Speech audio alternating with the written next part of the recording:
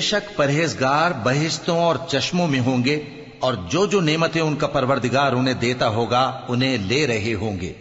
بے شک وہ اس سے پہلے نیکیاں کرتے تھے، رات کے تھوڑے سے حصے میں سوتے تھے اور صبح کے اوقات میں بخشش مانگا کرتے تھے، اور ان کے مال میں مانگنے والوں اور نہ مانگنے والوں دونوں کا حق ہوتا ہے، اور یقین کرنے والوں کے لیے زمین میں بہت سی نشانیاں ہیں اور خود تمہاری جانوں میں، تو کیا تم دیکھتے نہیں؟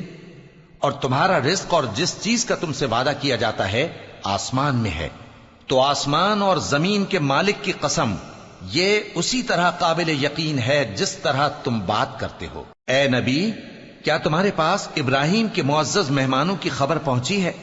جب وہ ان کے پاس آئے تو سلام کہا، انہوں نے بھی جواب میں سلام کہا۔ دیکھا تو ایسے لوگ کہ نہ جان نہ پہچان۔ پھر وہ اپنے گھر جا کر ایک بھنا ہوا موٹا بچڑا لائے اور کھانے کے لیے ان کے آگے رکھ دیا۔